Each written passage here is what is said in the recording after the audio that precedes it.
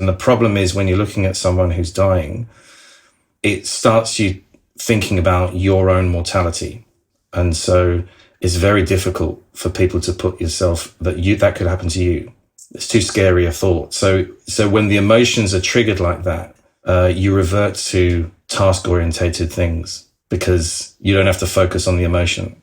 And that's the usual way of people dealing with grief as well. SilVR Adventures is a content and technology company dedicated to improving the lives of older adults through immersive virtual reality experiences. And this podcast is our opportunity to hear from industry experts, thought leaders, and passionate individuals to share with you their knowledge, expertise, and experiences. Welcome to the Aged Care Enrichment Podcast.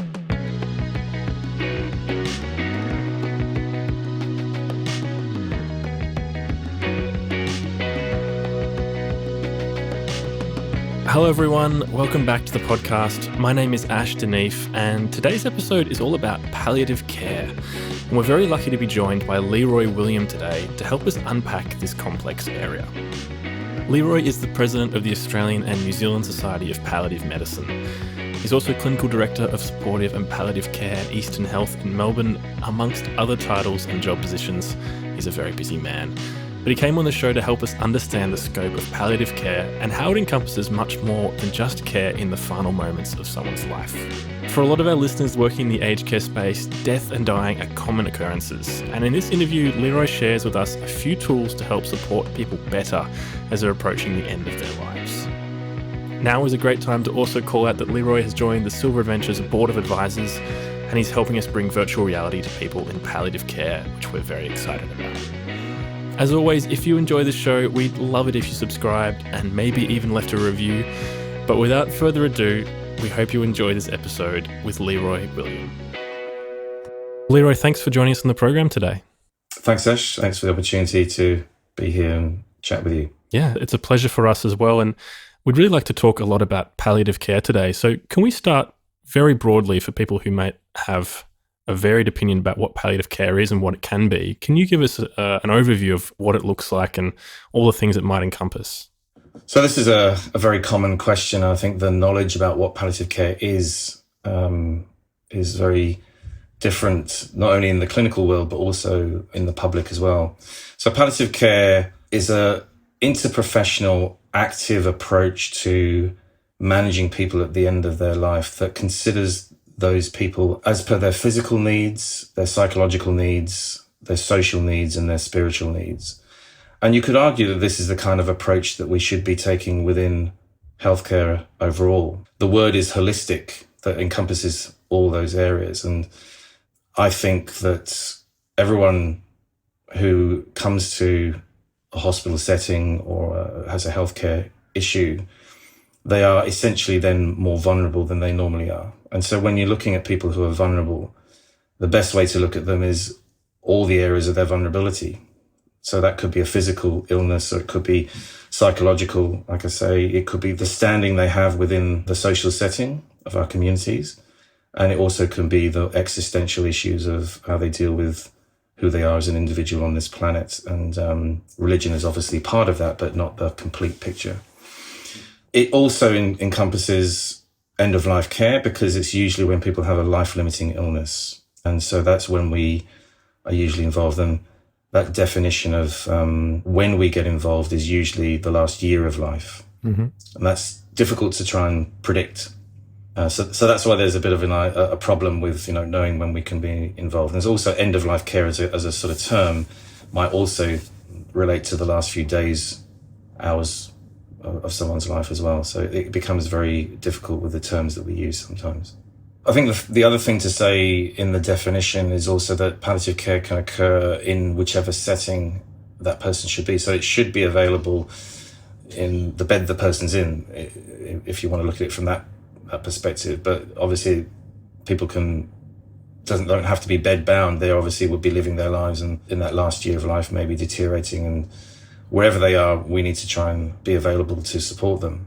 So I think that perhaps what some people might be thinking of when they hear the words palliative care is end-of-life care then, is the final few hours and prioritising comfort. Can you maybe just give us an example of some of the things you've spoken about the areas in which palliative care will extend to, but maybe some of the activities or the processes that you might go through that are unexpectedly part of palliative care? Yeah, I think where people forget or don't consider palliative care is often alongside other treatments. So there are many things in medicine that we can't cure anymore. We used to deal with things that we could cure, and even with cancers, we're treating people and they go into remission, but they will often have a relapse. And we're always monitoring people with cancer to see whether they've got any relapse coming on, and then trying to deal with that. So when palliative care is involved, those symptoms that people have alongside that management, like cancer pain, for example, if we can manage that pain well, then they will look better when they go and see the oncologist, and they won't have a treatment break because of them struggling with a symptom like cancer pain. Mm-hmm. So often we're involved alongside treatments to ensure that people don't get those treatment breaks, because if you have a break in your treatment, then that's an opportunity for the cancer to progress more. So you want to make sure that people have the best support possible alongside their active treatments for their cancer. So I used to see people with head and neck cancers, and the intention of treatment was to cure them. But alongside that treatment, I was providing pain management. Mm. And so by coming in at that point, it would also allow me to treat them holistically. So to ask about other things that are going on for them, and trying to think about how they deal with this illness in the context of their life and what their life has meant to them. And so how we can then support them to maintain that quality of life or the important things in their life. So that's one aspect. It's that kind of symptom management perspective. I think sometimes the other thing is we often, in medicine, there's some uncertainty that we have to live with. And I think as scientists or as academics, sometimes we like to explore these areas so we know as much as possible. But there's always the unknown. And so sometimes teams and doctors find it difficult to grapple with that when we're trying to make a decision about someone. And we can continue to explore and investigate and treat, and sometimes lose sight of the person and what is important to them. So often from a palliative care perspective, we can be part of that conversation to just say, hang on a minute, we've spoken to the patient and the family, we can advocate for them in this difficult system we work in, to ensure they understand what's going on, they understand the choices that they need to make, and whether it's important to them as well. So that's another area. And the final area that palliative care can come in is when there's traumatic experiences within the health system. So often we're supporting teams to deal with difficult deaths that occur in the system, mm-hmm. and allowing them to debrief to us and giving them that opportunity to see things from a different perspective. So those are some other areas I think that we probably don't get the recognition for what we do. And sometimes people are referred to as saying that they're dying. This person's dying, they've got 3 weeks left or whatever. And, we change the medication around, we look at things in a different way, and they're not dying. Mm. And they'll go on for, another, 6 months or so. These stories happen all the time with palliative care, and we never hear that kind of side of where we can make that difference. Does that kind of underlie a difference in diagnosis or a difference in outlook between palliative medicine and general medicine, that there's these people who are being referred to you perhaps incorrectly? I think it's an issue with prognostication. So we've got to remember that prognostication, it formed one of the 3 pillars of medicine in the past: diagnosis, treatment, and prognostication, or prognosis. And we're very good at diagnosing things, we're very good at treating things, but prognostication, we haven't really done very much work. And if you ask any medical student how much teaching they've had on prognosis, they'll say 0. Mm. So when doctors give a prognosis, it is based on some sort of guesstimate. But if they give a number, it's probably not accurate. So, I think that's where the problem arises, because sometimes people come into hospitals and they look pretty bad. Mm.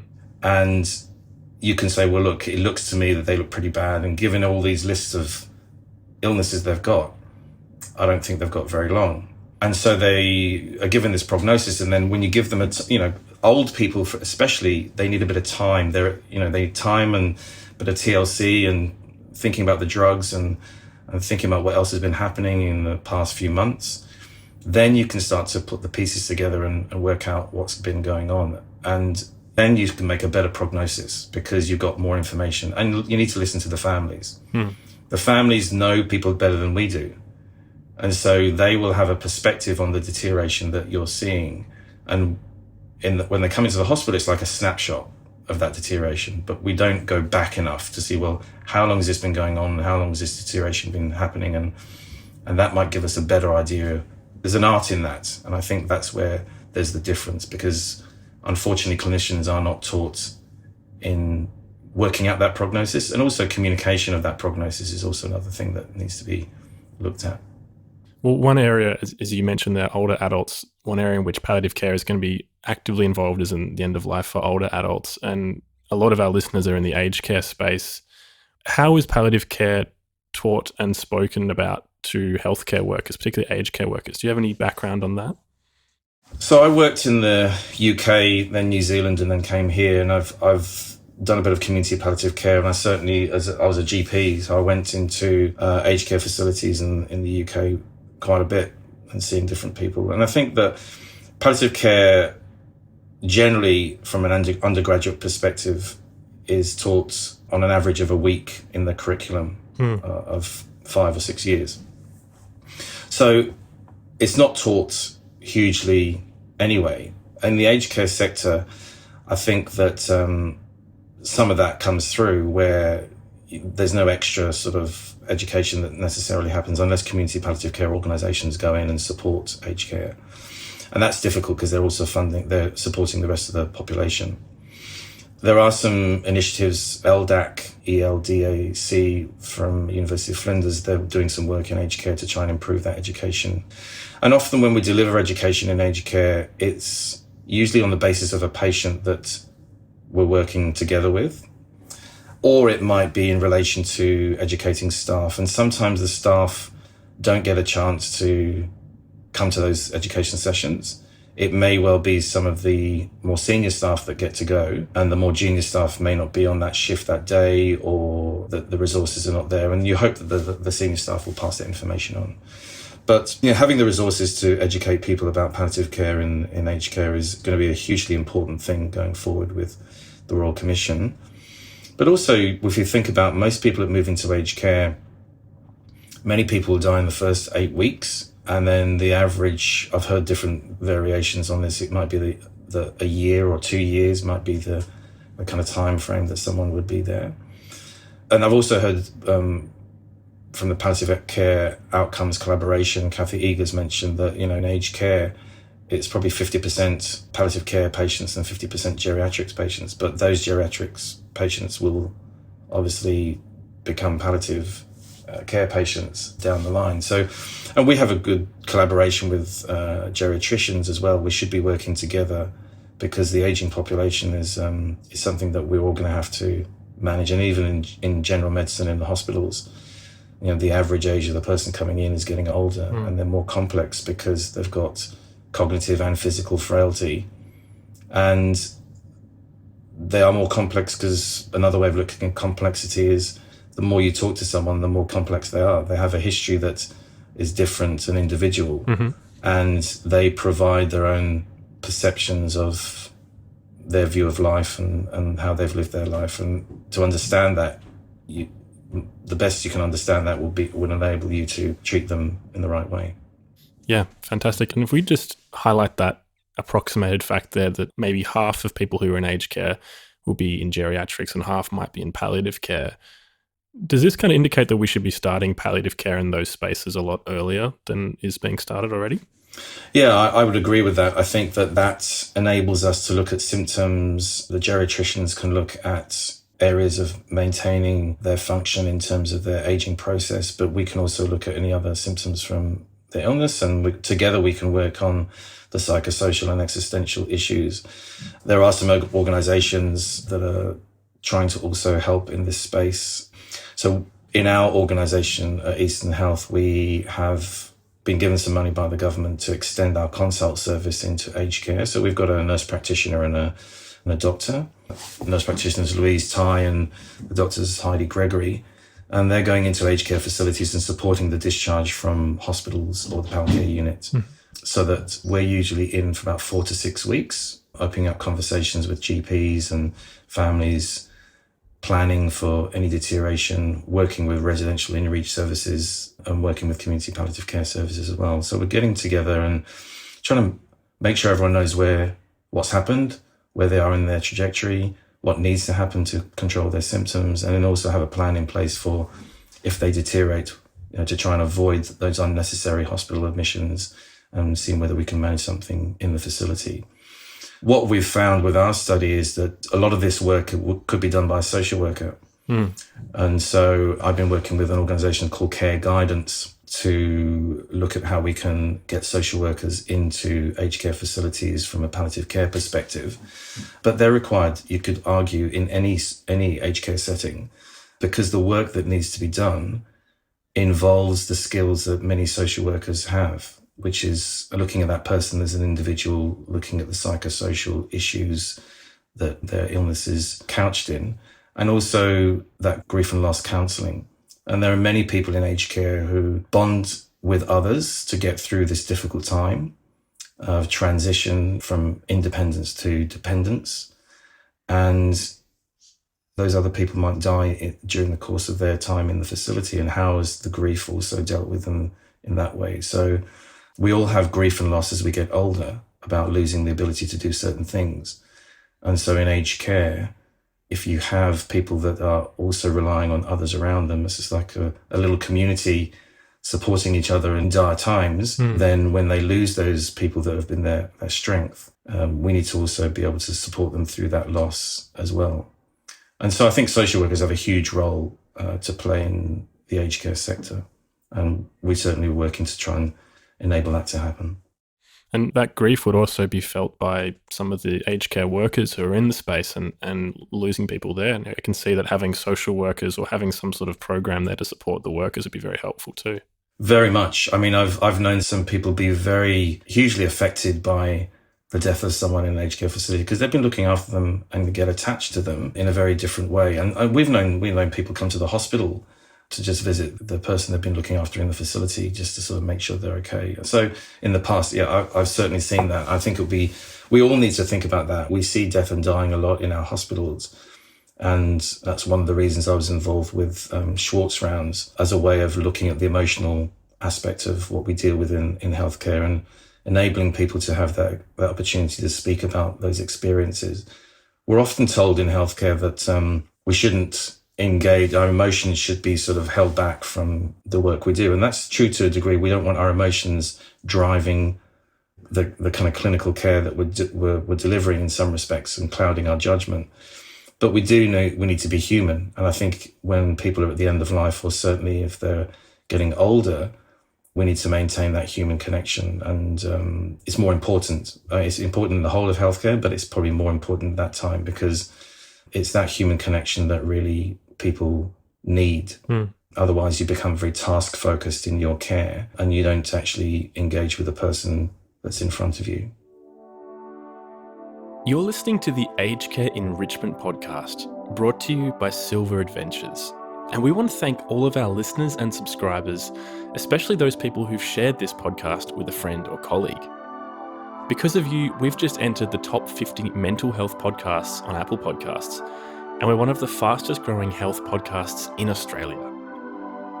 We're looking to take the Aged Care Enrichment Podcast to the next level by partnering with great organisations to showcase their message with our rapidly growing audience of aged care executives and people working within the industry. If you'd like to discuss what an advertising opportunity with our podcast can mean for your business, send us an email. We're at acepodcast@silveradventures.com.au. That's SILVR Adventures. Remember, there's no E in there. Now let's get back to this week's guest. A carer's ability to connect with somebody receiving care is going to be greatly diminished if they're not supported in that environment, if they're being rushed around to do many different things. And if death is treated in a matter-of-fact way, then you probably can't get the sorts of care that's going to be most beneficial for everyone. Yes, I think So I'm a diabetic. So if I'm looking after a patient who's got diabetes, then I understand. I've been a type 1 diabetic for many years now. So when I see a type 1 diabetic, then I understand the issues that they've faced. If you're looking after someone that's dying, well, you haven't really had a diagnosis that you're dying and you've not been in their shoes. So you can put yourself in their shoes and try and understand, but it's a very different experience. And the problem is when you're looking at someone who's dying, it starts you thinking about your own mortality. And unless you're happy to look at your own mortality and how you also consider yourself getting older, because when we look at older people, part of that ageism is actually not willing to look at ourselves in that same scenario. And this is why dementia is also such a difficult thing for people to deal with, because that person is no longer the person that everyone knew sometimes. And so it's very difficult for people to put yourself that could happen to you. It's too scary a thought. So when the emotions are triggered like that, you revert to task-orientated things. Yeah. Because you don't have to focus on the emotion. And that's the usual way of people dealing with grief as well. Some people are more task-orientated in their approach and some people are more emotional. Some people can have a balance between the two. Invariably, men are much more task-focused, so they will deal with coping by going off and doing things. That's the grand sweeping statement. But, and women are much more emotional. They're quite happy to share their emotions and talk about their feelings and sit at the bedside and stroke the person's hair or hold their hand and be there. That's not to say that men don't do that, but that's kind of ways that people cope with these experiences. And, coping mechanisms are really important for us to also understand in this area. Yeah, and I know that you're connected to a couple of organizations in this space. Could you maybe, just for people who might be working in a care facility or who might be managing people within a care facility, could you shout out some resources that might be available to access to make this conversation a bit more comfortable in a facility? I think some of the resources coming out from Flinders University, so LDAC's work is very useful. And I think from an aged care kind of setting, the workers there want to do the best job possible. We've got to remember that they're often immigrant population, very low paid, and the support that they want, they're often very hungry for education and support. And so I think that those are the main things I know of resources. But this is where social workers have a huge raft of information and resources that can support people. There's so many things that we can be doing. I think, the sort of program of bringing kids into aged care, that intergenerational work is also very important. Your organization or in terms of virtual reality as well, that's another organization that I've been working with. So, I've had a story of a lady in our facility who she was ready to just stop her medication and that was it. She was still walking around, still doing stuff, but she was a bit of a loner. And what transpired was that before coming into the palliative care unit, she'd actually put one of her dogs down. And that was the last of her dogs that she put down. So she was still grieving when she came to see us. And part of her view was, well, I've got nothing now, so I'm going to stop my medication and that'll be that. We had a chat and she talked about places she'd been around the world and was saying how fantastic Canada was. And I said, was there anywhere that you wanted to go you didn't get to? And she said that one of the places that she had got to was Antarctica. But she said she wanted to go to Alaska and didn't get there.